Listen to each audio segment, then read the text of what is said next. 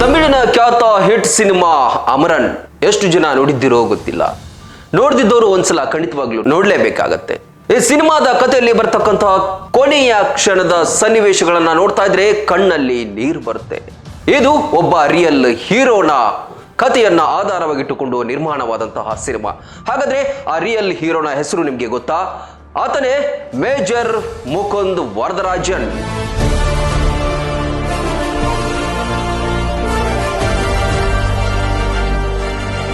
ಈ ಹೆಸರು ಭಾರತೀಯರ ಮನೆ ಮನದಲ್ಲಿ ಅಚ್ಚಳಿಯದೆ ಉಳಿಯುವಂತಹ ಹೆಸರು. ಆತನ ಪರಿಚಯವನ್ನ ಈ ಸುದ್ದಿಯಲ್ಲಿ ಮಾಡ್ತಾ ಇದ್ದೇವೆ, ಕೇಳಿ. ಮೇಜರ್ ಮುಕುಂದ್ ವರದರಾಜನ್ ಕೇವಲ 32ನೇ ವಯಸ್ಸಿನಲ್ಲಿ ಭಾರತಾಂಬೆಗೆ ತನ್ನ ಪ್ರಾಣವನ್ನೇ ಅರ್ಪಿಸಿದಂತಹ ಓರ್ವ ಶ್ರೇಷ್ಠ ವ್ಯಕ್ತಿ, ಮಹಾನ್ ವ್ಯಕ್ತಿ, ಹುತಾತ್ಮ ಸೈನಿಕ. 1983ರಲ್ಲಿ ಜನಿಸಿದಂತಹ ಮುಕುಂದ್ ವರದರಾಜನ್ ಕೇರಳದವರಾದರೂ ಕೂಡ ತಮಿಳುನಾಡಿನ ಚೆನ್ನೈನಲ್ಲಿ ಎಲ್ಲ ವಿದ್ಯಾಭ್ಯಾಸವನ್ನ ಮಾಡ್ತಾರೆ. 2006 ಅಂದ್ರೆ ಕೇವಲ 22-23ರಲ್ಲೇ ಅವರು ಆರ್ಮಿಗೆ ತಯಾರಾಗ್ತಾರೆ. 2006ರ ಹೊತ್ತಿಗೆ ಭಾರತೀಯ ಸೇನೆಗೆ ಸೇರ್ಪಡೆ ಆಗ್ತಾರೆ. ಈ ವ್ಯಕ್ತಿಯ ಕಥೆಯನ್ನು ಆಧಾರವಾಗಿಟ್ಟುಕೊಂಡು ಮಾಡಿದಂತಹ ಅಮರನ್ ಅಂದ್ರೆ ಅಮರ ಅಂದ್ರೆ ಸಾವಿಲ್ಲದವರು ಅಂತ ಹೇಳಿ, ಹಾಗಾಗಿ ಆ ಹೆಸರನ್ನ ಇಟ್ಟಿರ್ತಕ್ಕಂತಹ ಒಂದು ತಮಿಳಿನ ಸಿನಿಮಾ ಇತ್ತೀಚೆಗೆ ಬಿಡುಗಡೆ ಆಯಿತು. ಅದರಲ್ಲಿ ಸಾಯಿ ಪಲ್ಲವಿ ಮತ್ತು ಖ್ಯಾತ ನಟ ಕಾರ್ತಿಕೇಯನ್ ನಟನೆ ಮಾಡಿದ್ರು. ಬಹಳಷ್ಟು ಅದ್ಭುತವಾಗಿ ನಡೆಸಿದಂತಹ ಈ ಚಿತ್ರ ಭಾರತೀಯರಿಗೆ ಮತ್ತೊಮ್ಮೆ ಮೇಜರ್ ಮುಕುಂದ್ ವರದರಾಜನ್ ಅವರನ್ನ ನೆನಪು ಮಾಡಿಕೊಡುತ್ತೆ. ಜೊತೆಗೆ ಅವರ ಜೊತೆ ಇದ್ದಂತಹ ಸಹ ಸೈನಿಕರನ್ನು ಕೂಡ ಮತ್ತೆ ನೆನಪಿಗೆ ತರುತ್ತೆ.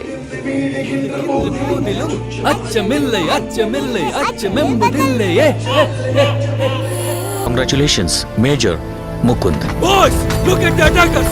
Take position. Ready. 2006ರಲ್ಲಿ ಸೇನೆಗೆ ಸೇರಿದಂತಹ ಮುಕುಂದ್ ವರದರಾಜನ್ 2009ರ ಹೊತ್ತಿಗೆ ಕ್ಯಾಪ್ಟನ್ ಆಗ್ತಾರೆ. 2012ರಲ್ಲಿ ರಾಷ್ಟ್ರೀಯ ರೈಫಲ್ಸ್ನ 44ನೇ ಪಡೆಗೆ ಮೇಜರ್ ಆಗಿ ಬಡ್ತಿಯನ್ನ ಹೊಂದಿದಂತಹ ಮುಕುಂದ್ ವರದರಾಜನ್ ಅವರು ಬಹಳಷ್ಟು ಭಯೋತ್ಪಾದಕರ ವಿರುದ್ಧದ ಕಾರ್ಯಾಚರಣೆಯಲ್ಲಿ ಭಾಗಿಯಾಗ್ತಾರೆ. ತನ್ನನ್ನೇ ತಾನು ಅರ್ಪಣೆ ಮಾಡ್ಕೊಳ್ತಾರೆ. ಇವರ ಜೀವನದಲ್ಲಿ ನಡೆತಕ್ಕಂತಹ ಕೆಲವೊಂದಿಷ್ಟು ಘಟನೆಗಳು ಈ ಅಮರನ್ ಚಿತ್ರದಲ್ಲಿ ಬಂದು ಹೋಗಿವೆ. ಮುಕುಂದ್ ವರದರಾಜನ್ 2009ರಲ್ಲಿ ಇಂದು ರೆಬೆಸ್ಸಾ ವರ್ಗೀಸ್ ಅನ್ನುವಂತಹ ಬಹುಕಾಲದ ಪ್ರಿಯತಮೆಯನ್ನ ಅವರು ಪ್ರೀತಿ ಮಾಡಿರ್ತಾರೆ. ಅವರನ್ನ ಮದುವೆ ಆಗ್ತಾರೆ. ಮದುವೆ ಆಗೋಕ್ಕೂ ಮುಂಚೆ ಕೂಡ ಹುಡುಗಿಯ ಮನೆಯಲ್ಲಿ ಅಂದ್ರೆ ಇಂದು ಅವರ ಮನೆಯಲ್ಲಿ ಬಹಳಷ್ಟು ವಿರೋಧಗಳು ವ್ಯಕ್ತ ಆಗುತ್ತೆ. ಆರ್ಮಿಯಲ್ಲಿ ಇರ್ತಕ್ಕಂತಹ ವ್ಯಕ್ತಿಗೆ ನಾವು ಹೆಣ್ಣನ್ನ ಕೊಡೋದಿಲ್ಲ ಅಂತ ಹೇಳ್ತಾರೆ. ಒಂದು ಕಡೆ ಕ್ರಿಶ್ಚಿಯನ್ ಹಿಂದೂ ಧರ್ಮಗಳು ಬೇರೆ ಬೇರೆ ಆದ್ರೆ ರಾಜ್ಯ ಕೂಡ ಬೇರೆ ಬೇರೆ ಆಗಿರುತ್ತೆ. ಹಾಗಾಗಿ ಒಂದು ಕಡೆ ಧರ್ಮದ ಭೇದ ಭಾವ ಬಂದರೂ ಕೂಡ ಎಲ್ಲವನ್ನ ಎದುರಿಸಿದಂತಹ ಮುಕುಂದ್ ವರದರಾಜನ್ ಕೊನೆಗೂ ಕೂಡ ಇಂದು ಅವರನ್ನ ಮದುವೆ ಆಗ್ತಾರೆ. ಹಾಗಾಗಿ ಮುಂದೆ ಬರ್ತಕ್ಕಂತಹ ಎಲ್ಲ ಕಾರ್ಯಾಚರಣೆಯಲ್ಲೂ ಕೂಡ ದಿಟ್ಟವಾಗಿ ಮುಕುಂದ್ ವರದರಾಜನ್ ಅವರು ಹೋರಾಡ್ತಾರೆ. ಬಹಳ ಚಿಕ್ಕ ವಯಸ್ಸಿನಲ್ಲೇ ಬಹಳಷ್ಟು ಪ್ರಖ್ಯಾತನ ಪಡೆದಿರ್ತಾರೆ. ಕೊನೆಯ ಕಾರ್ಯಾಚರಣೆಯನ್ನ ನಡೆಸುವಾಗ ಅಂದ್ರೆ ಬಹಳ ದೊಡ್ಡ ಹಿಜ್ಬುಲ್ ಮುಜಾಹಿದ್ದೀನ್ ಸಂಘಟನೆಯ ಭಯೋತ್ಪಾದಕನಾದಂತಹ ಅಲ್ತಾಫ್ ವಾನಿಯನ್ನ ಕೊಲ್ಲುವ ಅಥವಾ ದಾಳಿ ಮಾಡುವಂತಹ ಕಾರ್ಯಾಚರಣೆಯಲ್ಲಿ ತೊಡಗಿದಂತಹ ಮುಕುಂದ್ ವರದರಾಜನ್ ಹುತಾತ್ಮರಾಗ್ತಾರೆ. ಆದ್ರೆ ಹುತಾತ್ಮರಾಗೋಕ್ಕೂ ಮುಂಚೆ ಅವರು ಮಾಡಿದಂತಹ ಆ ಒಂದು ದಾಳಿ, ಅವರು ಮಾಡಿದಂತಹ ಧೈರ್ಯ, ಸ್ಥೈರ್ಯ, ಸಾಹಸ ಪ್ರತಿಯೊಬ್ಬ ಭಾರತೀಯನಲ್ಲಿ ಇಂದಿಗೂ ಕೂಡ ರೋಮಾಂಚನವನ್ನ ತರುತ್ತೆ. ಅಂತಹ ಸಾಹಸ ಅಲ್ಲಿ ನಡೆಯುತ್ತೆ. 44ನೇ ರಾಷ್ಟ್ರೀಯ ರೈಫಲ್ನ ನೇತೃತ್ವ ವಹಿಸಿಕೊಂಡಿರುವಂತಹ ಮೇಜರ್ ಮುಕುಂದ್ ಅವರು ಸಂಜೆಯ ಹೊತ್ತಿಗೆ ದಾಳಿಯನ್ನ ನಡೆಸ್ತಾರೆ. ಅಂದ್ರೆ ಜಮ್ಮು ಕಾಶ್ಮೀರದ ಪ್ರದೇಶದಲ್ಲಿ ಅವರು ಕಾರ್ಯಾಚರಣೆಯನ್ನ ನಡೆಸೋಕೆ ಹೋಗ್ತಾರೆ. ಆ ಸಂದರ್ಭದಲ್ಲಿ ಇನ್ನೊಂದು ಮುಖ್ಯ ಘಟನೆ ಅಂದ್ರೆ ಅವರು ಹುತಾತ್ಮರಾದದ್ದು 2014ರಲ್ಲಿ ಅವರು ಹುತಾತ್ಮರಾಗುವಾಗ ಏನು ಲೋಕಸಭಾ ಚುನಾವಣೆ ನಡೀತಾ ಇರುತ್ತೆ.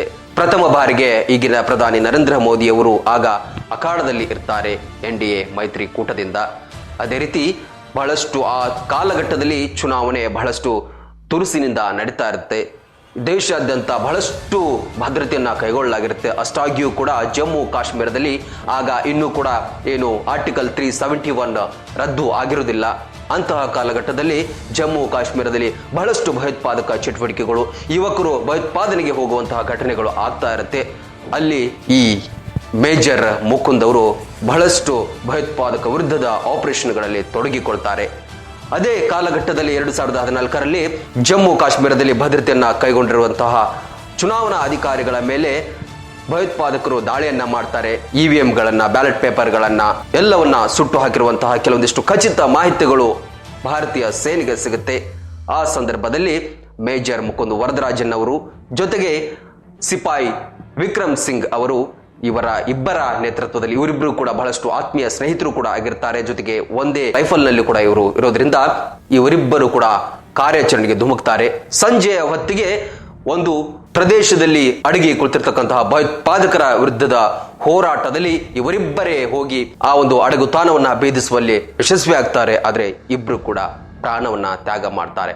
ವಿಕ್ರಮ್ ಸಿಂಗ್ ಆ ಭಯೋತ್ಪಾದಕರ ಗುಂಡೇಟಿಗೆ ಅಲ್ಲೇ ಸ್ಥಳದಲ್ಲೇ ಬಲಿಯಾದ್ರೆ ಆಪರೇಷನ್ ಅನ್ನ ಯಶಸ್ವಿಯಾಗಿ ಮುಗಿಸೇ ಬರ್ತೀನಿ ಅಂತ ಹೇಳಿ ಪಣ ತೊಟ್ಟಂತಹ ಮುಕುಂದ್ ವರದರಾಜನ್ ಆ ಅಲ್ತಫ್ ವಾಣಿಯನ್ನ ಕೊಂದು ಹೊರಗೆ ಬರ್ತಾರೆ. ಆ ಭಯೋತ್ಪಾದಕರನ್ನ ಹೆಡೆಮುರಿ ಕಟ್ತಾರೆ. ಇನ್ನೇನು ಹೊರಗೆ ಬರಬೇಕು ಅನ್ನುವಷ್ಟರಲ್ಲಿ ವಿಜಯ ಸಿಕ್ತು ಅಂತ ಹೇಳಿ ಭಾರತೀಯ ಸೇನೆಯ ಸಿಬ್ಬಂದಿಗಳು, ಅಧಿಕಾರಿಗಳು ಬಹಳಷ್ಟು ಸಂಭ್ರಮವನ್ನು ಪಡ್ತಾರೆ.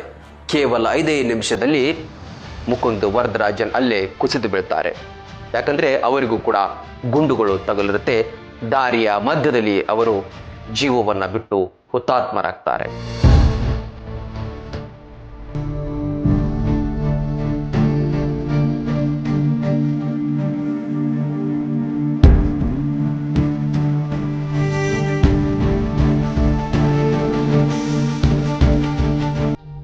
ಇಂತಹ ಒಂದು ಮುಕುಂದ್ ವರದರಾಜನ್ ಅವರ ರೋಚಕ ಕಥೆಯನ್ನ ಆಧರಿಸಿದಂತಹ ಚಿತ್ರವೇ ಅಮರನ್. ಹಾಗಾಗಿ ಪ್ರತಿಯೊಬ್ಬ ಭಾರತೀಯರು ಕೂಡ ಈ ಚಿತ್ರವನ್ನ ನೋಡಲೇಬೇಕು. ಇಲ್ಲಿ ನಾವೇನು ಚಿತ್ರದ ಪ್ರಮೋಷನ್ ಅಥವಾ ಚಿತ್ರದ ವಿಮರ್ಶೆಯನ್ನ ಮಾಡುವುದಂತಲ್ಲ. ಆ ಒಂದು 2014ರಲ್ಲಿ ಅಂದ್ರೆ ಏಪ್ರಿಲ್ 25ರಂದು ನಡೆದಂತಹ ಈ ಘಟನೆ ಮತ್ತು ಈ ಘಟನೆಯಲ್ಲಿ ಮಡಿದಂತಹ ನಮ್ಮ ವೀರ ಯೋಧರಾದಂತಹ ಮುಕುಂದ್ ವರದರಾಜನ್ ಅವರನ್ನ ಮತ್ತೆ ನಾವು ತಮ್ಮ ಮುಂದೆ ನೆನಪಿಗೆ ತರುವುದು, ಅವರ ಆದರ್ಶಗಳನ್ನ, ಅವರ ಸಾಹಸಗಳನ್ನ, ಅವರ ವೀರತ್ವವನ್ನ, ಅವರ ಶೌರ್ಯವನ್ನ ಹೇಳುವಂತಹ ಪ್ರಯತ್ನ. ಕೊನೆಗೆ ಇಲ್ಲಿ ಮುಕುಂದ್ ವರದರಾಜನ್ ಅವರ ತಂದೆ ತಾಯಿಗೆ ಒಬ್ಬನೇ ಮಗನಾಗಿರ್ತಾರೆ. ವರದರಾಜನ್ ಮತ್ತು ಗೀತಾ ಅವರ ದಂಪತಿಗಳ ಏಕೈಕ ಗಂಡು ಮಗ ಇವರು. ಮುಕುಂದ್ ಅವರಿಗೆ ಏಕೈಕ ಚಿಕ್ಕ ಮಗಳು ಕೂಡ ಇರ್ತಾಳೆ. ಕೊನೆಗೆ ಅವರ ಹೆಂಡತಿ 2015ರಲ್ಲಿ ರಾಷ್ಟ್ರಪತಿ ಪ್ರಣಬ್ ಮುಖರ್ಜಿ ಅವರಿಂದ ಮುಕುಂದ್ ಅವರಿಗೆ ನೀಡಲಾಗಿರ್ತಕ್ಕಂತಹ ಅಶೋಕ ಚಕ್ರವನ್ನ ಅವರು ಪಡಿತಾರೆ. ವಿಕ್ರಮ್ ಸಿಂಗ್ ಅವರಿಗೂ ಕೂಡ ಶೌರ್ಯ ಪ್ರಶಸ್ತಿ ಕೂಡ ಇದೇ ಸಂದರ್ಭದಲ್ಲಿ ಸಿಗುತ್ತೆ. ಎಂದಿಗೂ ಕೂಡ ಮೇಜರ್ ಮುಕುಂದ್ ಅವರ ತಂದೆ ತಾಯಿಗಳು ತಮಿಳುನಾಡಿನಲ್ಲೇ ಇದ್ದಾರೆ, ವಾಸ ಮಾಡ್ತಾ ಇದ್ದಾರೆ. ಅವರ ಮಡದಿ ಇಂದು ರೆಬೆಸ್ ವರ್ಗೀಸ್ ಅವರು ಆಸ್ಟ್ರೇಲಿಯಾದಲ್ಲಿ ಶಿಕ್ಷಕಿಯಾಗಿದ್ದಾರೆ. ಇಂದು ಅವರ ಮಗಳು ಕೂಡ ತುಂಬಾ ಎತ್ತರವಾಗಿ ಬೆಳೆದಿದ್ದಾಳೆ. ಅವರ ಜೊತೆಯೂ ಕೂಡ ಅಂದ್ರೆ ಕುಟುಂಬದೊಂದಿಗೆ ಮುಕುಂದ್ ಅವರು ಕಳೆದಂತಹ ಕೆಲವೊಂದಿಷ್ಟು ಸನ್ನಿವೇಶಗಳನ್ನು ಆಧಾರವಾಗಿಟ್ಟುಕೊಂಡೇ ಈ ಅಮರನ್ ಚಿತ್ರವನ್ನ ನಿರ್ಮಿಸಲಾಗಿದೆ. ಅಮರನ್ ಕೇವಲ ಒಂದು ಚಿತ್ರ ಆಗಿರಬಹುದು, ಆದರೆ ಭಾರತೀಯ ಸೈನಿಕರನ್ನ, ಭಾರತೀಯ ಸೇನೆಯ ಶ್ರೇಷ್ಠ ಪರಾಕ್ರಮತೆಯನ್ನ, ಸಾಹಸವನ್ನ ಬಿತ್ತರಿಸುವಂತಹ ಚಿತ್ರ ಆಗಿದೆ. ಇಂತಹ ಚಿತ್ರಗಳು ಸಮಾಜಕ್ಕೆ ಬಹಳಷ್ಟು ಆದರ್ಶವಾಗುತ್ತೆ. ಖಂಡಿತವಾಗಿಯೂ ಯಾರಾದರೂ ನೋಡಲಿಲ್ಲ ಅಂದ್ರೆ ಒಮ್ಮೆ ನೋಡಿ. ಮುಕುಂದ್ ವರದರಾಜನ್ ಮತ್ತೆ ಆ ಸಂದರ್ಭದಲ್ಲಿರ್ತಕ್ಕಂತಹ ಅವರ ಸಹ ಸೈನಿಕರ ಕುರಿತಾಗಿಯೂ ಕೂಡ ಈ ಚಿತ್ರದಲ್ಲಿ ತೋರಿಸಲಾಗಿದೆ. ಇದರಿಂದ ನಮ್ಮ ಮಕ್ಕಳು, ನಮ್ಮ ಮಕ್ಕಳಿಗೆ ಅಂದ್ರೆ ಮುಂದಿನ ಪೀಳಿಗೆಗೆ ಇದು ಪ್ರೇರಣೆಯಾಗಬಲ್ಲಂತಹ ಒಂದು ಚಿತ್ರ ಆಗಿದೆ. ಇದು ಮೇಜರ್ ಮುಕುಂದ್ ವರದರಾಜನ್ ಅವರನ್ನ ಪರಿಚಯಿಸುವಂತಹ ಪ್ರಯತ್ನ ನಮ್ದಾಗಿತ್ತು. ಲೇಟೆಸ್ಟ್ ಸುದ್ದಿಗಳಿಗಾಗಿ ನೋಡ್ತಾ ಇರಿ ರನ್ ಟಿವಿ. ಇದು ಸಾಮಾಜಿಕ ಚಿಲುಮೆ.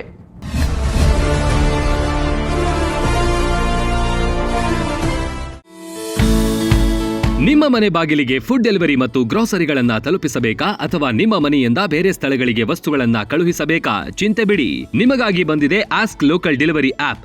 ಯಾರು ಬೇಕಾದರೂ ಆಪ್ಗೆ ಸೇರ್ಪಡೆಯಾಗಬಹುದು. ಅಂಗಡಿಗಳ ಮಾಲೀಕರು ಆಪ್ಗೆ ಸೇರ್ಪಡೆಯಾಗಿ ನಿಮ್ಮ ಕೆಲಸದ ಒತ್ತಡ ಕಮ್ಮಿ ಮಾಡಿ ನಿಮ್ಮ ಸಾಮಗ್ರಿಗಳನ್ನು ನಾವು ತಲುಪಿಸುತ್ತೇವೆ. ಆಸ್ಕ್ ಲೋಕಲ್ ಡೆಲಿವರಿ ಆಪ್ ಅನ್ನ ಸದುಪಯೋಗಪಡಿಸಿಕೊಳ್ಳಿ. ಸ್ಟೋರ್ ಮಾಲೀಕರು, ಸಪ್ಲೈಯರ್ ಆಪ್ ಮತ್ತು ಸಾರ್ವಜನಿಕರು ಆಸ್ಕ್ ಡೆಲಿವರಿ ಆಪ್ ಅನ್ನ ಡೌನ್ಲೋಡ್ ಮಾಡಿಕೊಳ್ಳಿ. ಮಹಾಲಿಂಗಪುರ್, ಮುಧೋಳ ಮತ್ತು ಜಮಖಂಡಿ ಭಾಗದಲ್ಲಿ ಸರ್ವಿಸ್ ಲಭ್ಯ. ನಮ್ಮಲ್ಲಿ ಪಾರ್ಟ್ ಟೈಮ್ ಜಾಬ್ಗಳು ಕೂಡ ಲಭ್ಯವಿದೆ. ಆಸಕ್ತ ಯುವಕರಿಗೆ ಇದೊಂದು ಸದಾವಕಾಶ. Ask local delivery Facebook page ಮತ್ತು ಆಸ್ಕ್ ಲೋಕಲ್ ಡೆಲಿವರಿ ಇನ್ಸ್ಟಾಗ್ರಾಮ್ ಪೇಜ್ಗಳನ್ನ ಫಾಲೋ ಮಾಡಿ. ರನ್ ಟಿವಿ ನ್ಯೂಸ್ ವಿಡಿಯೋಸ್ ನೋಡಲು ಸಬ್ಸ್ಕ್ರೈಬ್ ಮಾಡಿ, ಬೆಲ್ ಐಕಾನ್ ಪ್ರೆಸ್ ಮಾಡಿ.